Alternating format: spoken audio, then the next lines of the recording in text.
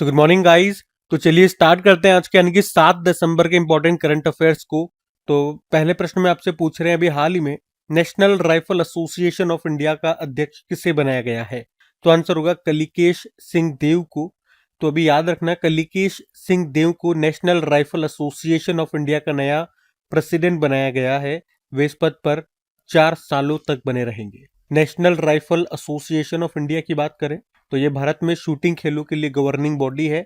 इसकी स्थापना होती है 1951 में, हेडक्वार्टर नई दिल्ली, और प्रेसिडेंट अब होंगे कलिकेश नारायण सिंह।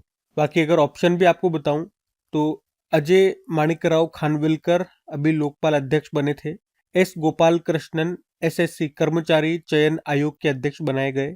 अजय कुमार यूपीएससी के नए अध्यक्ष बने थे। जैसे कि याद रखना, केंद्र सतर्कता आयुक्त सेंट्रल विजिलेंस कमिश्नर कौन है? प्रवीण कुमार श्रीवास्तव है 19वें नंबर के।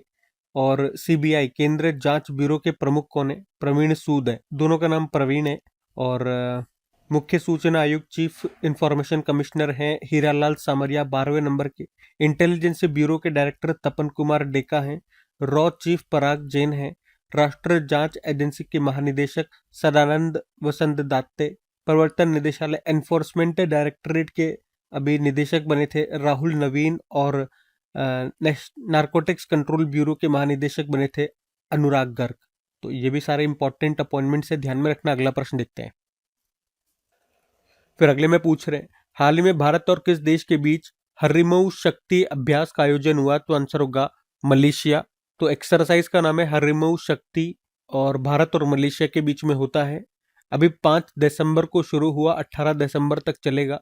कहाँ पर? महाजन फील्ड, बीकानेर, राजस्थान में।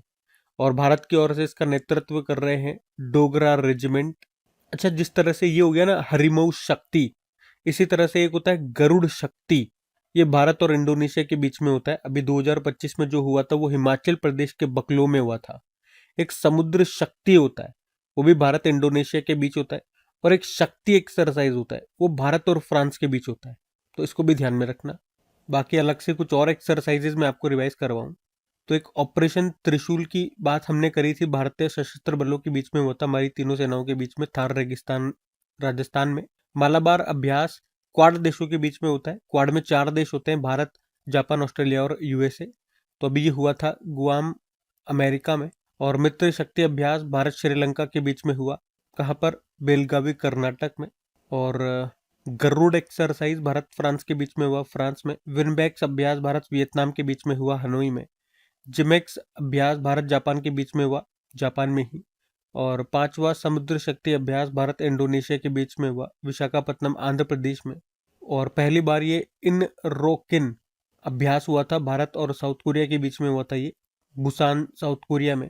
और अभी चौथा संस्करण हुआ था ऑस्ट्रा हिंद का। ऑस्ट्रा हिंद भारत और ऑस्ट्रेलिया के बीच में होता है, अभी पर्थ ऑस्ट्रेलिया में हुआ। इंदिरा अभ्यास जो इसका आर्मी संस्करण था, इंदिरा भारत और रूस के बीच में होता है। आर्मी संस्करण अभी हुआ था कहाँ पे?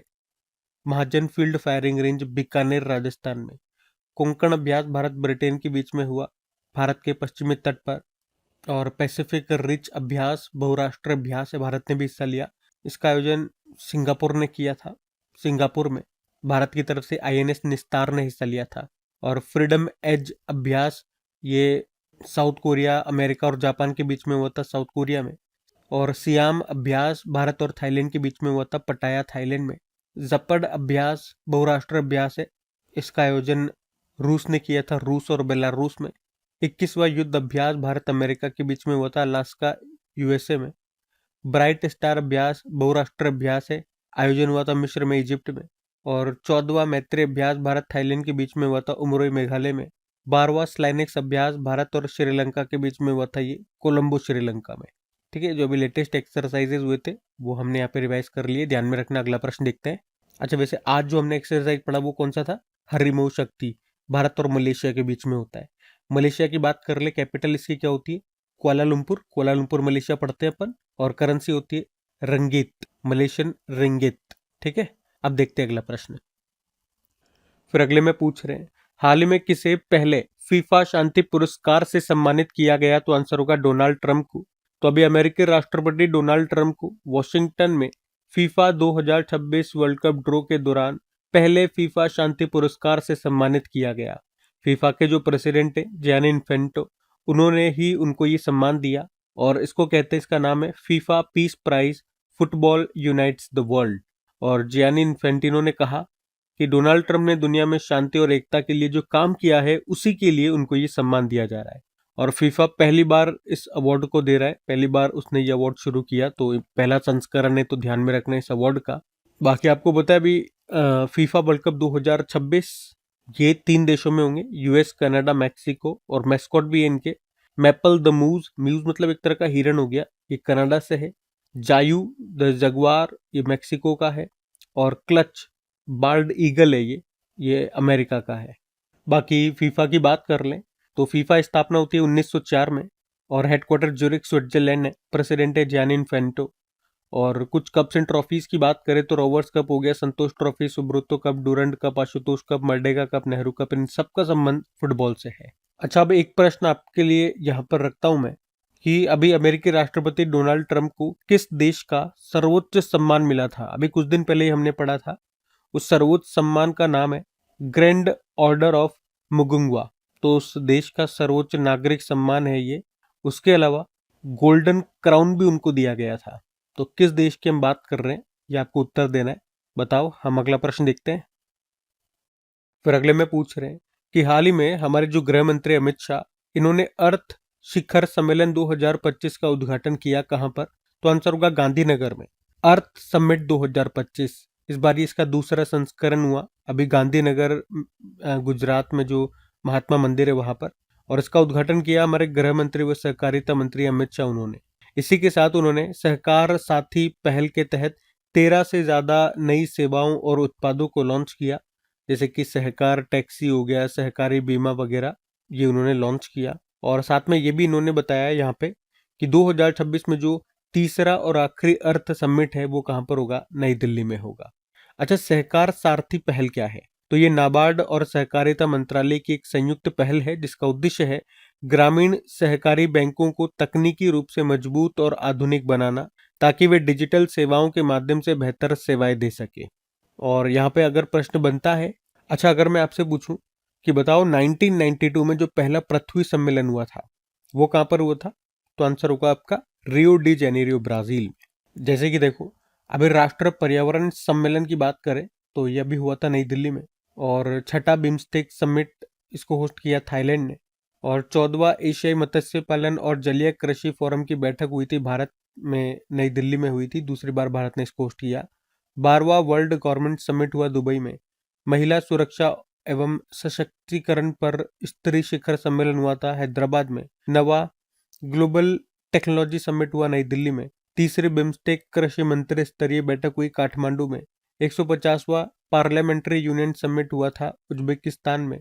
विश्व बैंक के सहयोग से पेंशन पर पहला अंतर्राष्ट्रीय शोध सम्मेलन कहां पर हुआ? नई दिल्ली में।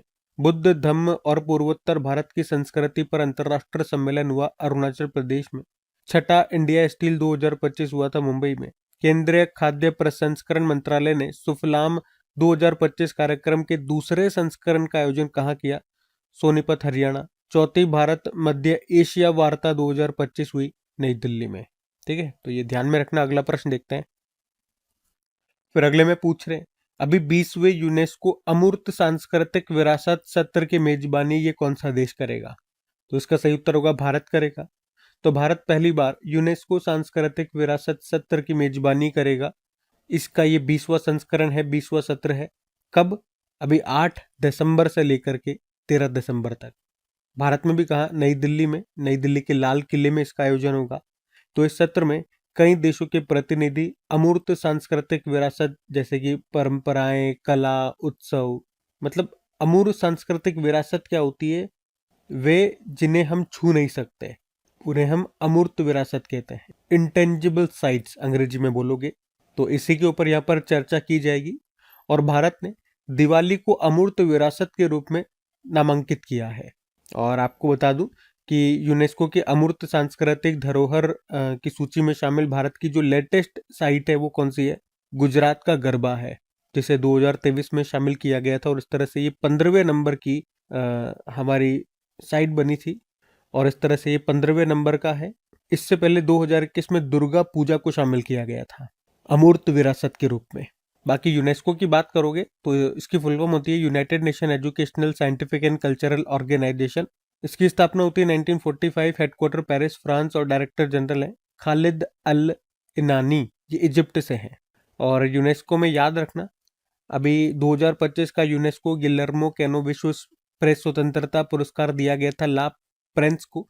ये निकारागुआ का 100 साल पुराना अखबार है। और इसी के बाद हमने देखा था कि निकारागुआ यूनेस्को से अलग हो गया, अमेरिका भी अलग हो गया है। ठीक है, तो अगला प्रश्न देखते हैं। फिर अगले में पूछ रहे सिप्री की top 100 global arm producing companies 2024 की सूची में भारत के लिए सबसे उच्च रैंक किस कंपनी ने हासिल किया? तो आंसर होगा हिंदुस्तान एरोनॉटिकल लिमिटेड। तो सिप्री ने अपनी top 100 global arms producing companies 2024 की सूची जारी की और इस लिस्ट में दुनिया की वेपन्स मैन्युफैक्चरिंग और मिलिट्री सर्विसेज देने वाली कंपनीज को इसमें रैंक किया गया है।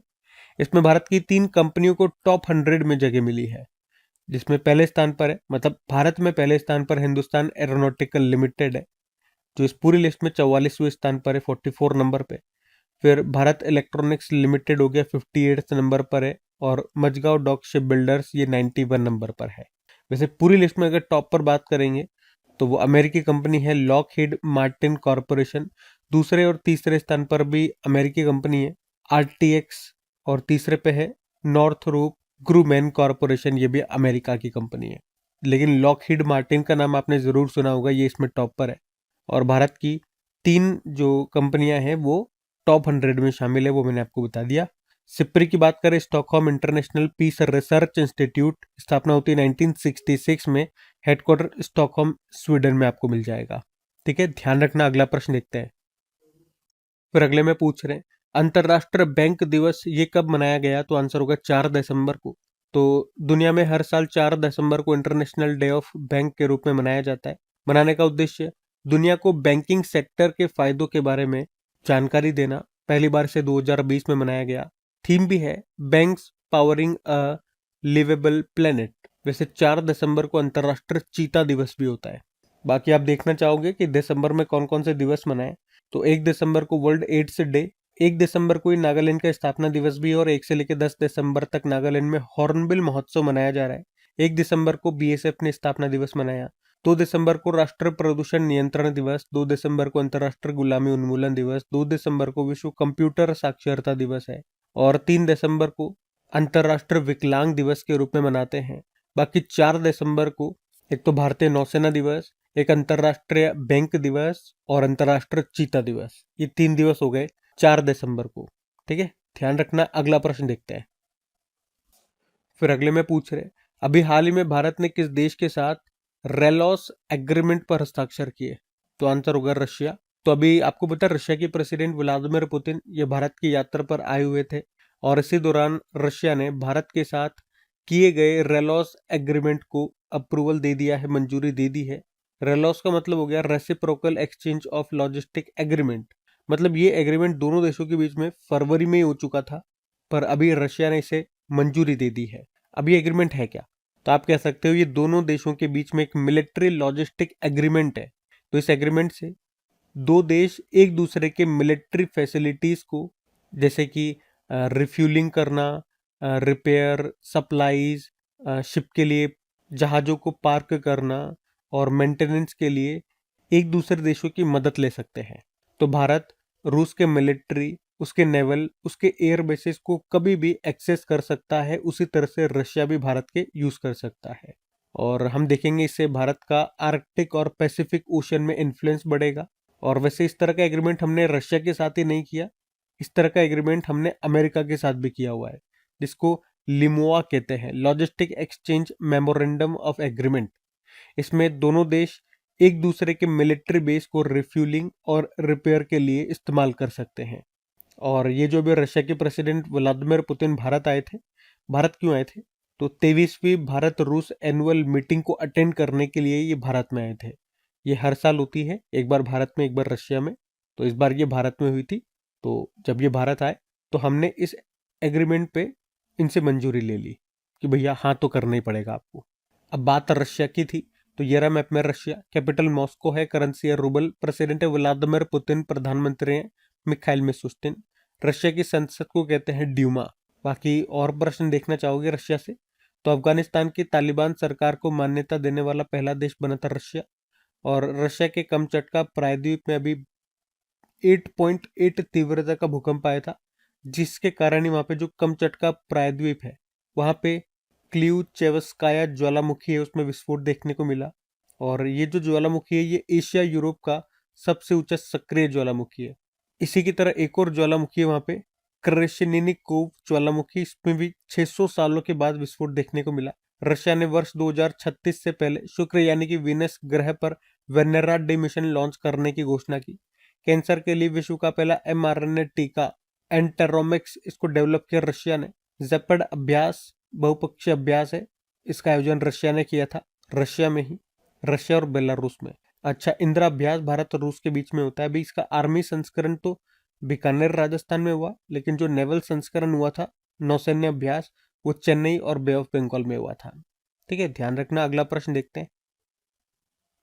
फिर अगले में पूछ रहे हैं, अभी किस आईआईटी ने स्मार्ट पॉलीमर पदार्थ या जेल आप बोल दो इसको डेवलप किया, विकसित किया, तो आंसर होगा आईआईटी भिलाई।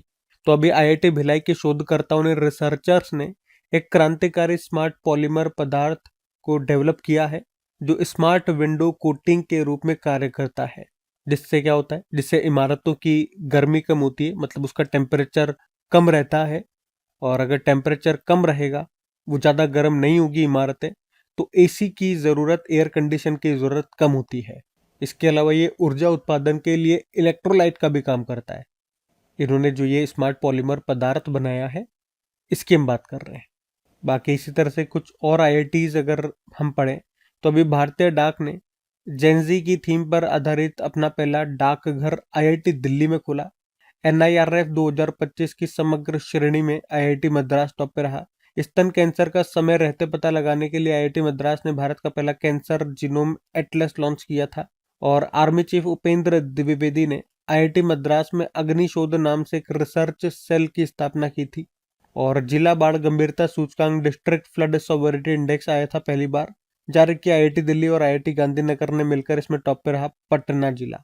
और किस आईआईटी ने एआई संचालित शिक्षण ऐप है टूटूज, उसको डेवलप किया, आईआईटी पलक्कड़। और ये हमने देख ही लिया। बाकी शिक्षा मंत्री जी ने किस देश में पहला विदेशी अटल नवाचार केंद्र शुरू किया, यूनाइटेड अरब अमीरात। और इलेक्ट्रॉनिक्स एंड आईटी मिनिस्टर हैं अश्विनी वैष्णव, इन्होंने आईआईटी भुवनेश्वर में नमो सेमीकंडक्टर प्रयोगशाला की स्थापना को मंजूरी दे दी है। ठीक है, तो ध्यान रखना ये सब। अगला प्रश्न देखते हैं। फिर अगले में पूछ रहे हैं कि अभी हाल ही में किस भारतीय क्रिकेटर ने क्रिकेट के सभी फॉर्मेट से संन्यास ले लिया, तो आंसर होगा मोहित शर्मा। तो अनुभवी तेज गेंदबाज मोहित शर्मा ने अभी क्रिकेट के सभी फॉर्मेट से संन्यास ले लिया। तो 34 अंतरराष्ट्रीय मैचेस और कई आईपीएल मैचेस खेलने के बाद उन्होंने संन्यास लिया है। उन्होंने आखिरी बार 2015 में टीम इंडिया के लिए खेला था।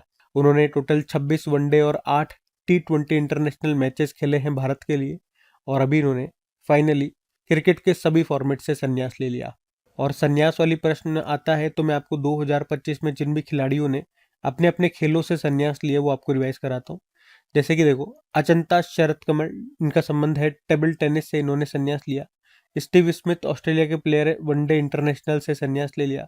मुशफिकुर रहीम बांग्लादेश के प्लेयर है, ओडीआई क्रिकेट से संन्यास लिया। तमीम इकबाल बांग्लादेश के हैं, अंतर्राष्ट्रीय क्रिकेट से संन्यास लिया।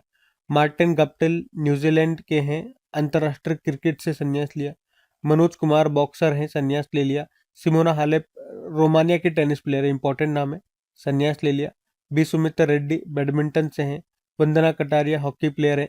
रोहित शर्मा और विराट कोहली टेस्ट क्रिकेट से संन्यास लिया था। मैरी इयरप्स इंग्लैंड की फुटबॉल प्लेयर है, संन्यास ले लिया। निकोलस पूरन वेस्ट इंडीज के हैं, अभी इंटरनेशनल क्रिकेट से ले लिया संन्यास। हेनरिक क्लासेन साउथ अफ्रीका के हैं, इंटरनेशनल क्रिकेट से रिटायरमेंट हो गए।